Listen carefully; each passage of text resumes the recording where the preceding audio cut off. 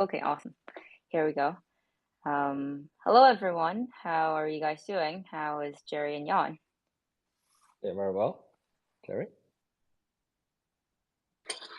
Yeah, I'm pretty good. Thank you. Jan, can you come closer to the mic? Because your voice was a little bit vague. Is that better now, or I have to change a AirPod? Still is a little bit. So can you speak louder, maybe? Okay. Yeah. I will just switch to another AirPod. I dropped this one the other day, so give me Okay. 15 seconds. Yeah, so I'll let you do that. I probably will just do some housekeeping for now then, and then you'll just do everything and come back. Cool? Okay. Yep. So thank you everyone for coming back to our latest town hall. This is the one for May. So before we start, I'd still love to discuss some logistics as usual for this town hall.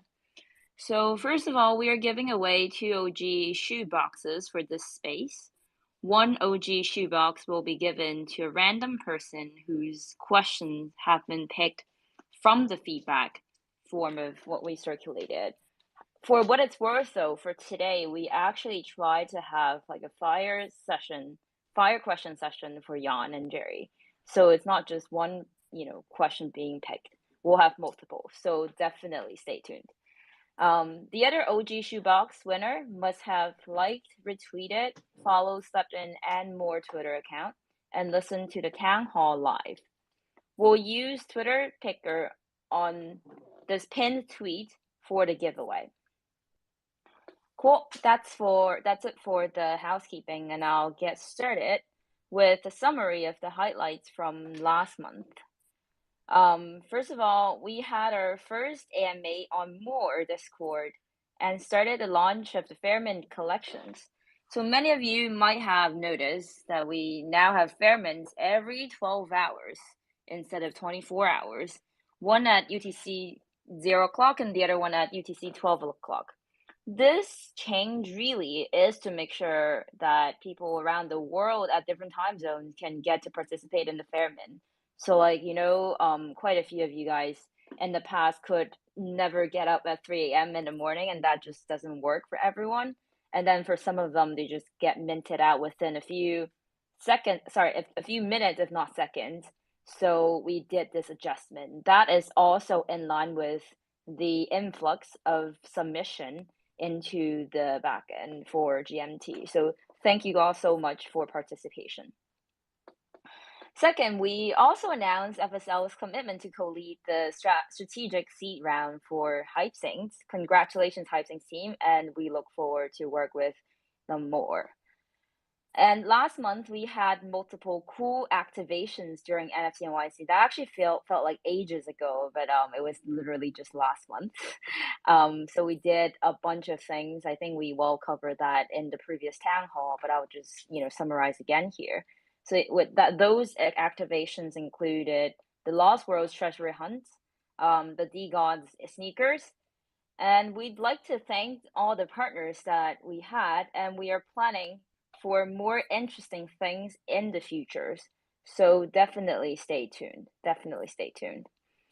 And then we have some really good, interesting updates to provide and a ton of community questions regarding our latest updates. So let's get into it. Oh, actually, before those conversations with Jan and Jerry have, I would also mention a few other things. So please bear with me a little bit longer period of time before we hop into those. About the upcoming events. So first of all, we have a lot of cool stuff for the Team Z conference in Tokyo, Japan, which is happening tomorrow. And, the first day we'll have multiple ambassadors locally to, greet everyone. And this next day, Jan has a panel, and also there's an important announcement that we are going to do. So I'll definitely walk through some of the agenda items for that conference and the activity during 18th. So firstly, our Japanese ambassadors spent a lot of time, kudos to them, and organizing community events where Jan and myself will join in person and hold an AMA. So the AMA will be in 2 batches because there are like just too many interests from the community that we definitely didn't expect. Because like we know a lot of community members may not necessarily be in Tokyo. I do remember the national event happened last month. Actually had, I think it was 17 or 18 cities. So it was definitely amazing that a lot of you wanted to join us at the event. So we definitely look forward to that. And for those who weren't able to register, definitely stay tuned and we'll have more to offer in the upcoming month. And we did notice and receive the feedback from the community members that we will notify in advance about the registration. So then like, it's not going to be unfair to some people who did not get prepared. And we will also announce a new collaboration, including the drop of Genesis and OG sneakers. Bear with us for a few more days, technically 2 more days, to know more about this exciting partnership. This partnership marked our effort to continue bridging the real world IP with our digital collection. And I wanted to take this opportunity to reiterate that Genesis sneakers are and will always be limited to a total supply of 20K. That has not been changed. And during our time in Japan, we are going to meet with a bunch of potential partners, including some IP, some social products and stuff.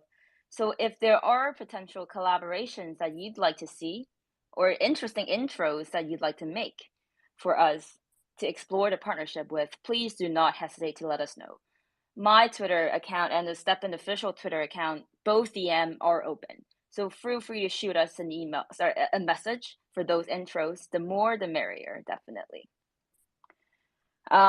Awesome. So finally, all of these are done. Now you can eventually get to hear, speak, yawn, and you don't have to bear with me anymore.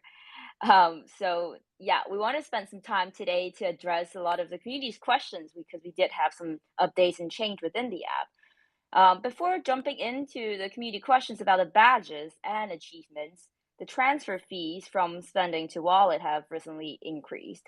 Jan, maybe you want to talk about this decision and the reasoning behind it? Yes, of course. We had to change to more of a dynamic fee structure. The primary reason was that we have seen a spike on the gas fee recently, and which are very much contributed by all the meme coins trading.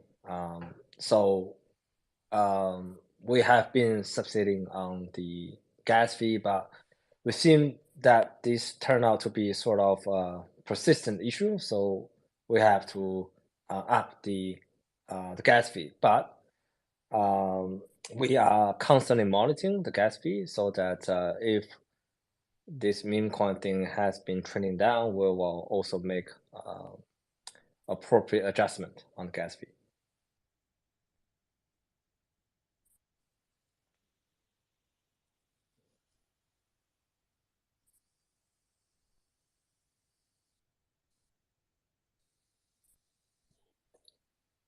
Hello?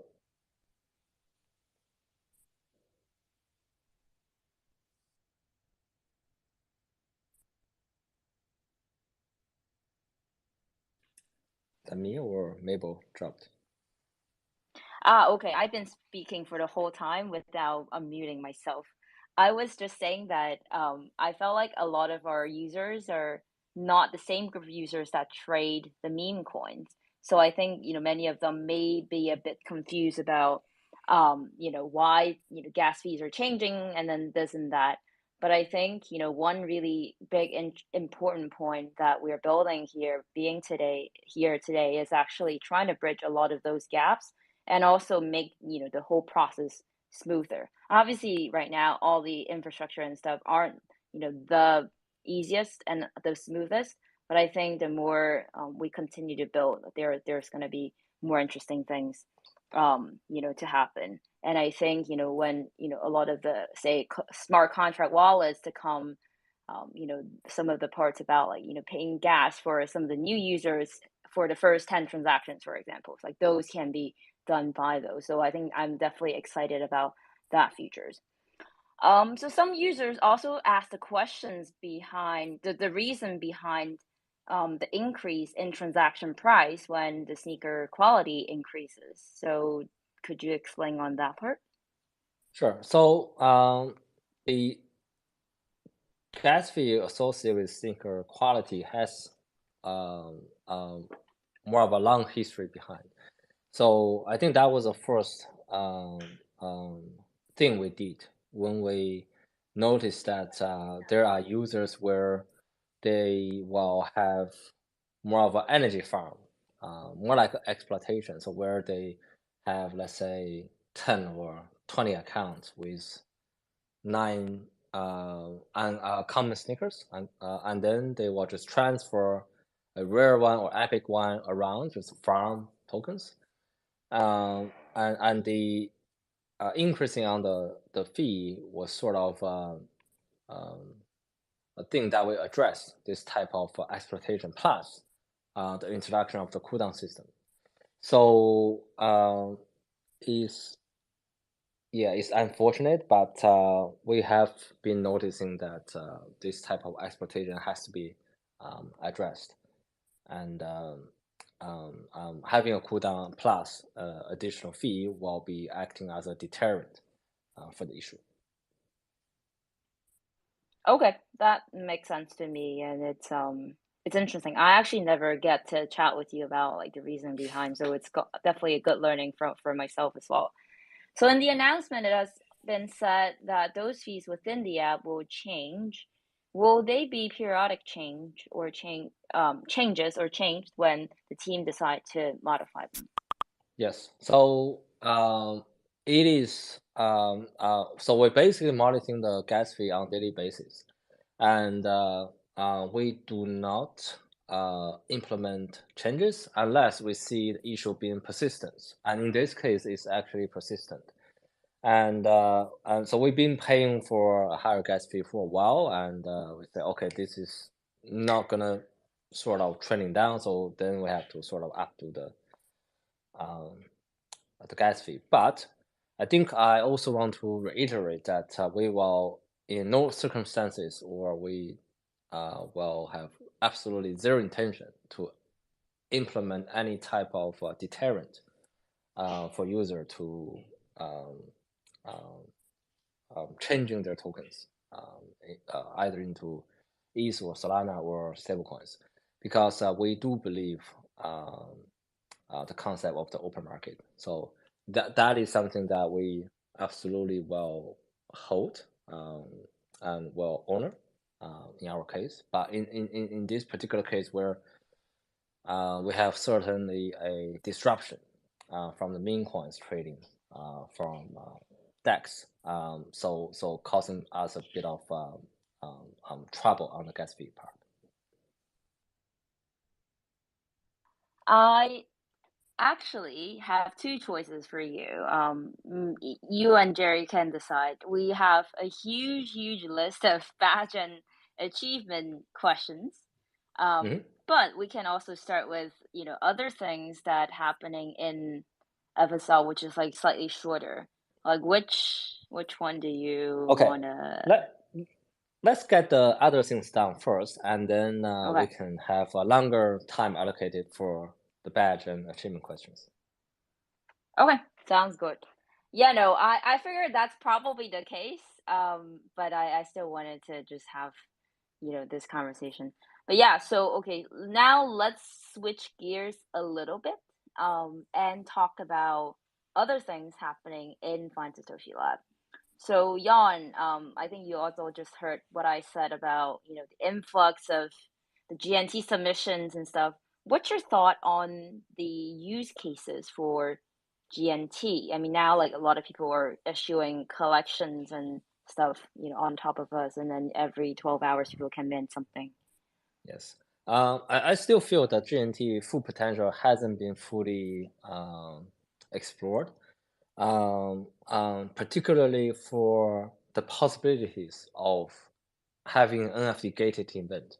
So this is not really only limited to the Web3, where you say, okay, I have this badge from GNT or a special NFT, and then be acting as more like a VIP pass to get into more of an exclusive either online or offline event. This can also be utilized from a Web2 perspective. So it because the cost is pretty low, right? You have one GMT or a couple GMT to just mint one NFTs, and it will be a more like I think a convenient tool for both the Web2 and Web3 space to launch event. So that's one thing that GNT could explore down the track. And the second is it will be a wonderful product to interact with other product. So for what we planned, right? So within the FSL ecosystem, so it's where we say, okay, now we will enable, let's say, the NFT display in STEPN, right? So you have a asset, a verifiable asset display, and to produce the verifiable asset is done through GNT, and the display is done in STEPN. So it certainly could be explored in other type of product if they want to, let's say, make association with more, for example, where more will generate their fan art or derivative NFTs and then display it in this type of product. So that's more like interconnectivities of GNT with other product. And the third thing is also very importantly, which we don't see now, where I think the either NFT market or the whole NFT community is more geared toward liquidity provisions. But people have sort of long forgotten the reason that NFT got really hot in the first place is to form a community, is to bootstrap a project.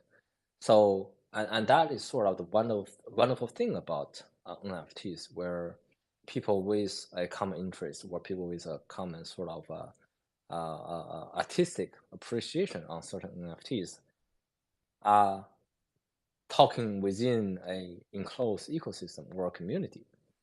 So it is a new way of community building tool and bootstrapping tool for project or NFT collections, where they turn the supporters into a stakeholder. And I think the last point for GNT is really about how it utilized GNT. So unlike any other NFT marketplace, where they are traded in either Sol or ETH or Matic, for example, on more, we actually encourage people to trade in GNT. So it will create a large GMT liquidity pool for people to utilize their NFTs, and certainly to consume GMT, to turn them into NFTs. So where you turn something finite, GMT, into something that with infinite possibilities, where all the NFTs people generated. So I think that's sort of what we see the GNT could potentially do for now and down the track in the future. Yeah, certainly. I think for the NFT gated events, I think you're talking about, the possibility for someone to design their own badges. And I think that's absolutely something that the community would want to have when they're organizing their own events, right? I mean, the badge and achievements are something that they've done within the app. But what really marks the STEPN community is the connection between the online to offline, the true power or of connecting all the people together. And I think the potential to allow the GNT to generate all sorts of badges for people to use. Even imagine like the Japanese national event that happened last month. If people in 17 multiple different cities were able to generate the badges all at once, that's going to be very interesting. So I think even if GNT was on top of more, that there's just like a lot of things that's related to STEPN and can contribute a lot to the community. So I think that's very, very interesting. Another topic. we are planning to formally start so this is actually kind of like announcement, by the way.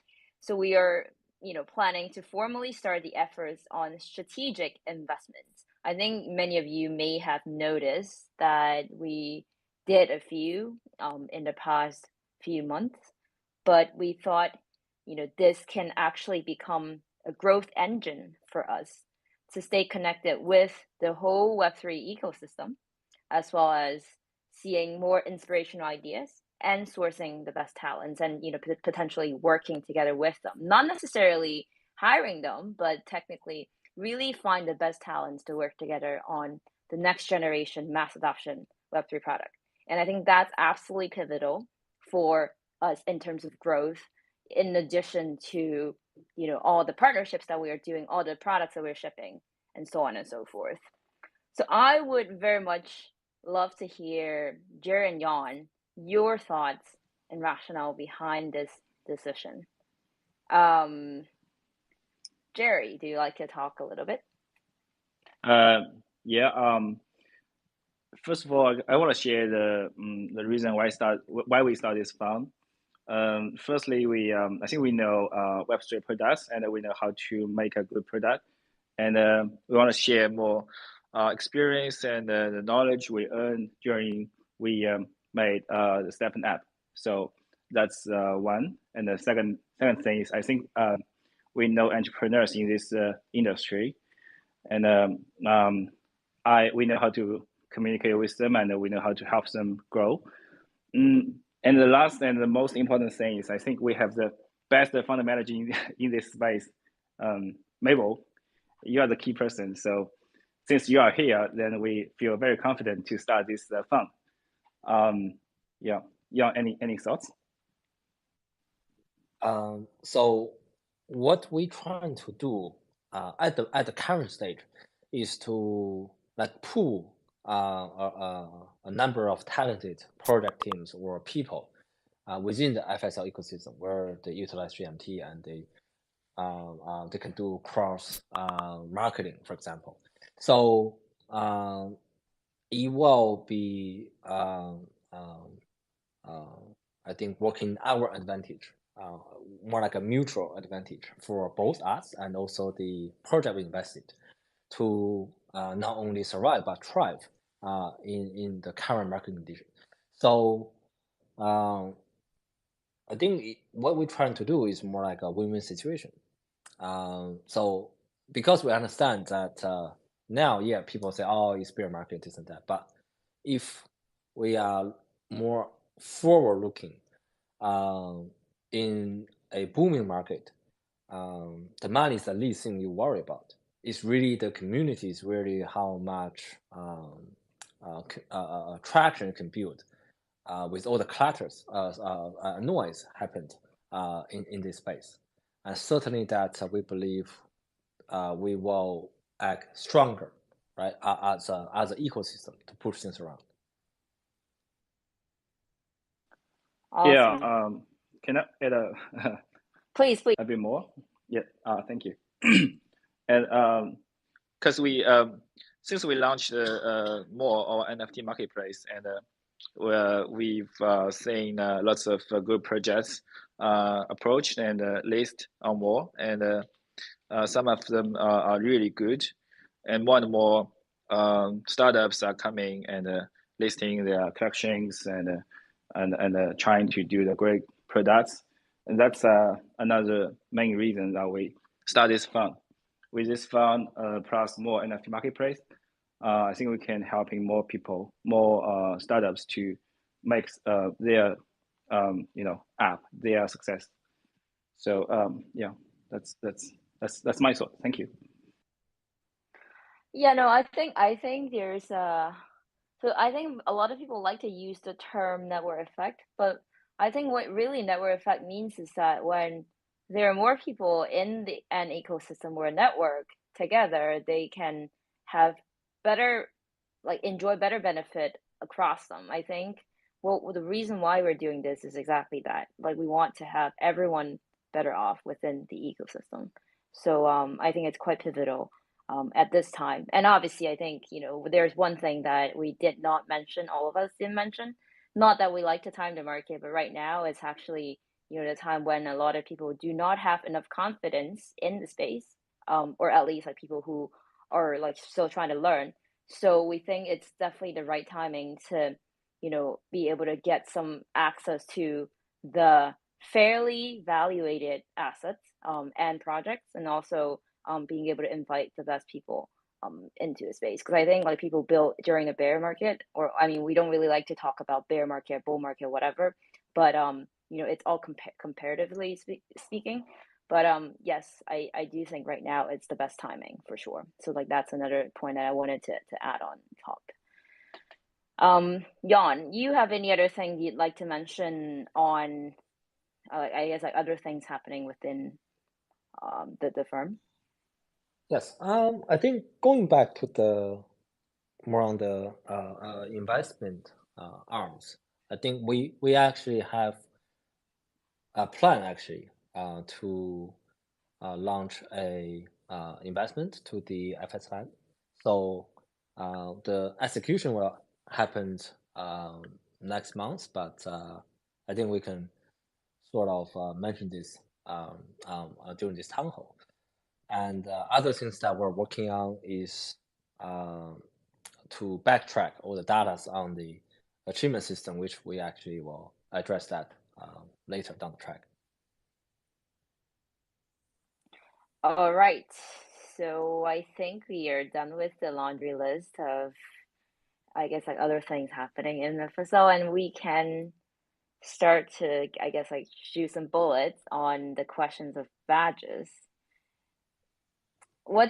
I guess, like, would you like to comment, first of all, on some personal experience with the update? Because, Jan, I think you were probably the only one that had or like, in order to try this out, you get an Android. I don't know which way you were, but how was your feeling? Yes, I actually switched to an Android phone once we made the achievement system online, because we are still waiting on the review for the App Store from Apple. And the first thing I've noticed that is that not all the achievement that I have done has been logged, right? So that what's going on. So then the reason that behind it was that it turned out that we have a lot of data that we have to backtrack, and to actually backtrack this data take some time to curate. So this has been, I think, communicated to the community where that we will need some extra time to actually sync the user's data with the achievement system. So, but for the time being, we have allocated people some achievement point where they can deploy and purchase the background. And I personally buy some background myself, and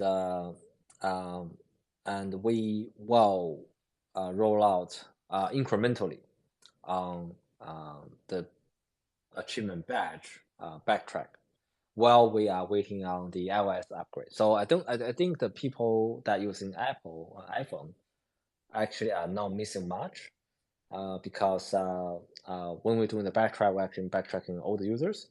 So while they are waiting for the iOS upgrade update, we are actually not working on the backtrackings. So I would say we'll take another few days for people to start to see the badge starting to roll out. Yeah, I was going to correct you that like they weren't missing anything, but then I thought about like some people just want to be the first. So like yeah, definitely that part of fun wasn't there. But yeah, no, I personally had an iPhone, and I was a sticker collector since I was a kid. So like I have to say, when I saw the badge designs before it was rolled, now I was personally blown away. Surely I think there were some challenges in the middle of the rollout, but I'm just talking about seeing people sharing the design and stuff. I think those are quite interesting. So now I'd like to continue on with some questions from the communities about the account system.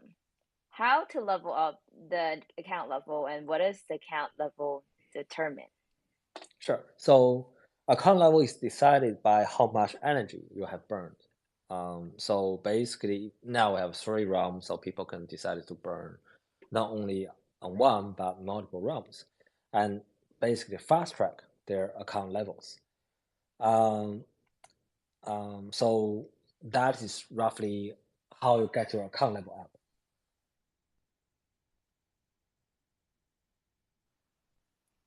Are you finished with your answer? Yep. or- Yep.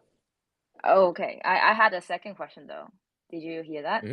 Oh, The, what is it? yeah, the what is the account level determine? Oh, okay.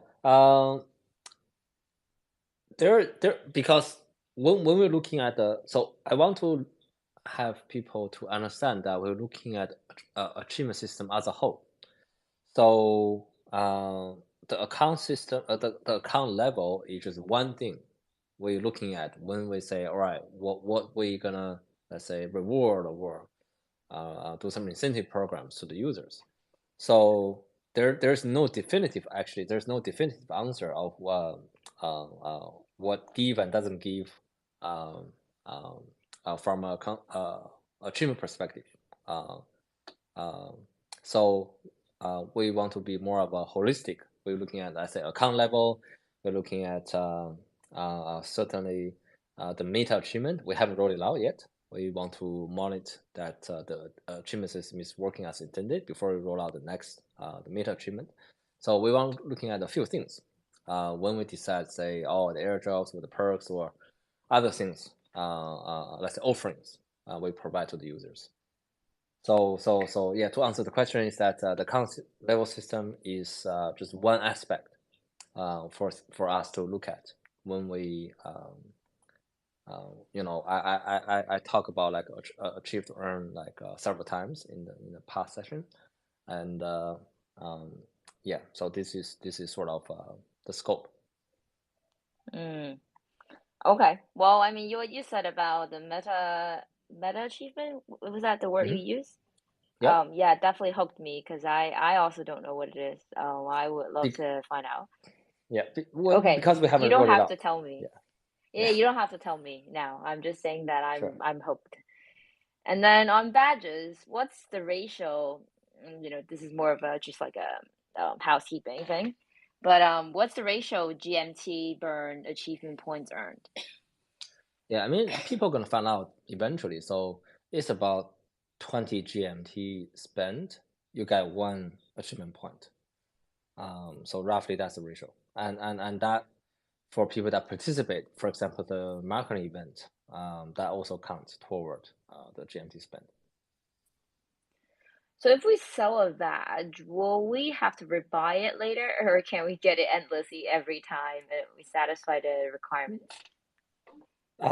Because at the moment, there are only the luck related badge are tradable. So that's pretty much, I think, for people to, when they're looking at the marketplace, that's all the jam breaking badge they're looking at. Now we have done hotfix, so one person will only get 1 badge per account. So if they sold that badge, they cannot generate anymore. They have to buy it back from the market. So it is now working as intended. 1 person, 1 badge. If you sold it, that's it. You're not getting more. Okay. Yeah, no, it makes sense. I mean, otherwise, like, it's just not gonna work that well. Yeah. And but I guess like, so kind of like dig in a little bit though. If you sold it, is that the only way you can get it again is to buy it back from the market? It is, right? Okay. Yeah, I missed that part. Got it. And then will there be badges with a bonus or in-app utility? Okay. Alpha time. Although no, I don't know if there's alpha. Because there are people are looking at the equations. They say the badge will offering like in-app perks, but at the moment we really consider the badge as more like a proof of participation or like evidence of participation. So it's is more what we're looking at when we decided to do perks to the user. But it will not offer in-app functions. For example, I'll say increase in like a drop rate, this and that, because that will actually overcomplicate the system and the complexity of understanding. So I think one thing that I could say is the current achievement and badge system is still very early. So this is sort of the very fundamental achievement that we released. And we actually want to explore more possibilities, but we want to monitor, how things work before we move on to the next stage. So certainly that we will continue to work on the achievement system. So I think this is one of the important systems we release. I certainly want to build onto that. But we have to start somewhere. So I think I also mentioned that we will release the achievement in several seasons. So this is actually the first season, and while we're backtracking on the data, I think we will have a very good couple months down the track. We keep building on this achievement system. Very cool. So will we have a burn system for the badges linked to their potential utility, for example? Actually, we did consider having something like a burn system. So we seriously considered to run some sort of enhancement system for the badge. But we then decided not to do it because it actually was quite complex to understand.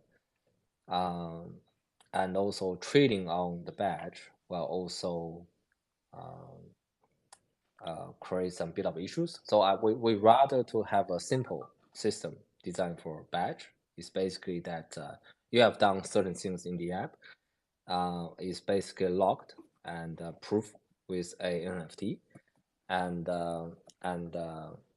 it's not tradable. So where we can actually track on that, rather than you can trade it and then I think miss out. So I think for multiple reasons we say okay, we rather to not to implement a burn system. No, yeah, I think another interesting part that I kind of foresee is that people, even if like you do not provide a ton of different types of rules and stuff, but I think people will self-organize and then do all kind of things with that. And I think I'm very much looking forward to what people are going to do with whatever that's available. And I think that would require the whole badge and achievement system to cool down a little bit. People will learn about it, and then people would different kind of strategize a little bit. Yeah, so I think give it a few weeks and months, and I think there's going to be very interesting stuff that's going to be evolved from that. And I think that's really the power of community. So very much looking forward. And are all achievement badges already synced, or are we still waiting for sync? We actually are still waiting for sync. So we a little bit underestimated how much data people generated. So and also the time we need to process this data. So we are still actually making tools to make it more automated when we sync the data. And yeah, so I would say we still need a couple of days. We can gradually sync the achievement badges. Okay. Yeah. So we'll stay tuned. Yeah. Are you gonna? And also, yeah, also because the way we scale STEPN is that we actually have done a constant upgrade on the backend. So some of the data are pretty hard to backtrack, and some of the data do need some extra time. So we sort of need to build actually additional tools to calculate data from more like a backend.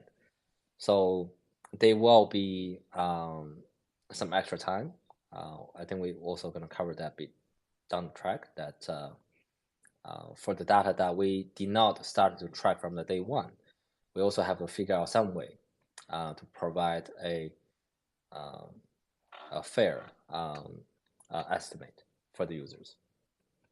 And are all achievement badges, the regular badges or the meta badges, retroactive from day one, or only some of the non-tradables are? Yeah, so this is the thing that I was talking about, that when we first started from day one, not all the data has been tracked, right? So I'll give you an example. Is, for example, the using walker, jogger, runner, or trainer, the session people run, with how much energy have consumed for each respective sneaker types, has not been tracked since day one, and that will take us some time to figure out how we can holistically curate this data and then provide an synced update for the users. So I think that part is actually holding us back a little bit. But I'm actually working also with the dev team to figure out a way where we can provide a fair estimate for all the users. Okay. Interesting one here. Will there be a progress bar in achievements so the community can see what is missing and how they can achieve the goal? Yeah, so it is actually a good recommendation, and we only provide partial of the progress in the achievement system. But certainly that I think there's certainly we could improve this in the next update. So this is actually been raised and discussed with the dev team, and we will see appropriate time where we can roll it out. All right, so here we have another list of all kinds of questions that we collected, not just badges and achievements. So I would love to welcome, I guess, Jerry and Yang, whoever you guys wanted to answer the questions. I'll just fire all the questions and you can just immediately answer whatever you can think of. Cool? Sure. Cool. First one, do you have any news about sneaker personalization? Why you start to laugh? Okay. Because we I think a lot about sneaker personalization, because this is part where we have the website social, or social file, under our white paper. But we are thinking about revamping on this part. There's not much alpha I can disclose, but we believe that we can do something that much better with the sneaker personalization. And I think Jerry will make an announcement once he feel comfortable. So I think we are actually now revamping this part, to do with the social part. Okay. Well, you now have, make people have expectation. So Jerry is now to cover. I'm just kidding, but yeah. Okay, let's see what you have. And then how do you think badges will help the STEPN ecosystem in gameplay? Sure. I think badge is something built almost parallel with the GST GMT earning plus the mystery box system, and then the achievement system. So it opened up a whole new space for loyal or hardcore players. So what it does is that it helped us to easily identify who is contributing, the ecosystems, and then we can pinpoint this user group for future, as what we say, like achieve to earn, or reward, or perks, things like. So that's one reason that we roll out the achievement system. and help our ecosystem and users. And the second, I think what we're trying to do is that because the achievement system is more like a holistic, covered everything within the STEPN. So what we want to do is to encourage users to explore things that they didn't plan to explore in the first place. For example, that I always been using either trainer or walker, but I never considered to use a runner. But as you know, one of the requirements, I say for the meta achievement, is that I have to use runner, right, to achieve or to get the meta achievement. So it encourages people to get outside of their comfort zones, to try new things or to better themselves. I think that's another thing that we want to keep people motivated and try new things and stay curious. So that's sort of the two main reasons we think the badge will help our user and our ecosystems going forward. Cool. I'm definitely impressed by the point that you said about encourage people to explore elements that they didn't plan to do before, because that's definitely something that I didn't think of, because I think usually badges achievement are retroactive, but I think it can also serve as like an incentive to really encourage people to do something else. So that's really smart. By the way, for those of you who don't know, Jan is the mastermind behind this badge system. So I'm personally very thankful for what he have done for all of us. Cool. Next one. So what's the long-term timeline for STEPN in the FSL team? Well, I guess this is like a really generic one. So yeah, anything that Jerry and Jan you'd like to share? I think if I disclose too much alpha, I think we'll do it more like a prematurely. So I think I'll talk about this more of a vague and bigger picture, right? So long term, I think we need to looking at two things, right? One is more on the reactive side. So that's more on the current affair type of spectrum. For example, that under the current market condition, what can we do to best adapt the current environment from a short-term perspective? And this is really to do with the product release schedules. Are we releasing something? Are we releasing a new update? Are we releasing a new product? And how the market will react to this release, and how much of an impact we can bring to the ecosystem or to the industry. It is a question that we have to ask to ourselves. It is the right time for us to release things, and how do we react to the to the micro environment? So that's more on the reactive side, and I'm more of I think on the proactive side. We constantly ask the question of what can we do to lead the next let's say massive adoption of the Web3, because in a bear market, people really don't think about, let's get more users into this space, right? So we always think that users are grow in a exponential manner at the right time. So so we constantly asking ourselves, what can we do, right? Are we building a new app? Can we do this through a new app, or are we building on top of the existing app? And what kind of the new token or NFT mechanics we can introduce? And this there's no definitive answer also to this type of question. And I think our answer is also constantly shift and changing and refresh as we're going forward, right? So as we design things and we do a pilot study, for example, we say, okay, this works or this doesn't work. So Mabel knows that there's a lot of going on behind the scene.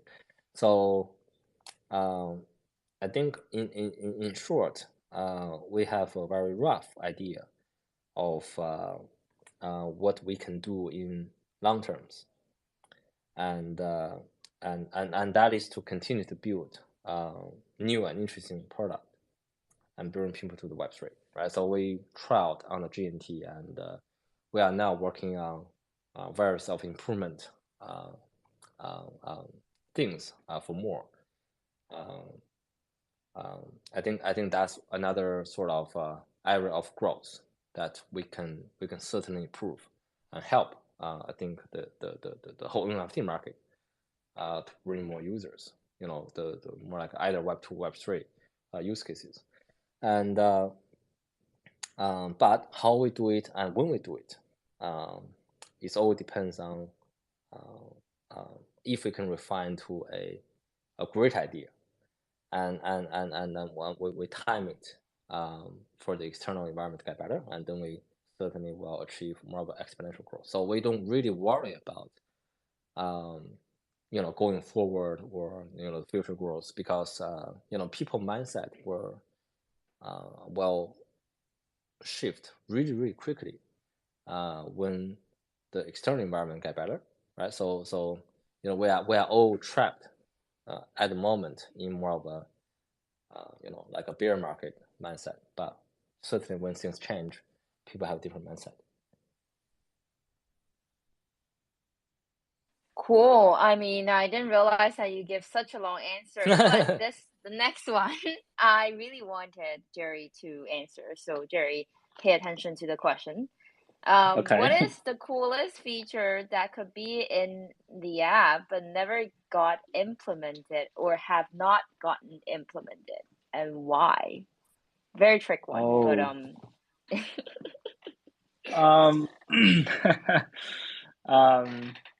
So if you need time to think, you can let Jan answer first, and then you can think about it. But I think it will be cool to hear what you say. Yeah, probably maybe the rental system, and we actually made this system back in March last year, but we feel it might attract the wrong audience, and then we paused it. But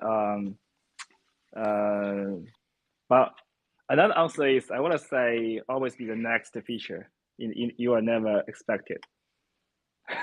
Oh, you can't be like that. That doesn't work. But okay. Thank you. Yeah, the yeah, that's fine. I mean, the rental one is definitely an interesting one. I think you're very spot on in terms of, I would agree with you. Like, it might track the wrong audiences. Not that it's not gonna be possible at any time later, but then I think at that time probably not the right time to do it. So yep. Next one, why not put profile pictures chosen by the user instead of just the avatars? Jan, you have a strong opinion on this one. I mean, if we allow people just to like a crop, like a like a Bored Ape or Zuki or whatever, the blue chips as their avatar in the app, I think we are going backward rather than forward. I think with what Twitter trying to do is with NFT display, this is what we call, this is the core reason that we say this is Web3, not Web2 or Web 2.5, is where you actually have the ownerships of your asset, and then you can show off that in a way it is verifiable that you own particular of this NFT, right? So I because we're building the Web3 product, we're not building the Web 2 or 2.5 product, meaning that I think we will certainly support the display of NFTs rather than just display of a JPEG. I think yeah. So I think I have very strong opinions on this. Cool. Let me see. I really have a super long list of questions, but I think we do not have enough time to address them all. So maybe just one last one, and Sure. you don't have to give an extremely long one. So what are the future trends and development we can expect to see in walk and earn projects utilizing Web3 technology? Okay, so I think we are actually quite lucky to stumble or utilizing, the move to earn. What we consider move to earn is more Move like and a earn. proof. Yeah, move and earn. Yes, what we consider move and earn is more like a proof of work consensus. So because we are running AI everything behind where we can verify that the work has been done, meaning that it is actually a consensus that people are all agree that, okay, you work outside or run outside, that you prove that you work or run outside. And then you are entitled for a certain reward or incentives.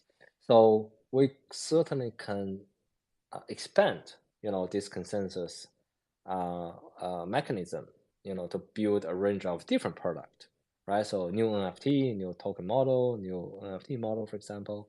So I think that is the future trend. So we certainly are not done on this space, and we certainly need to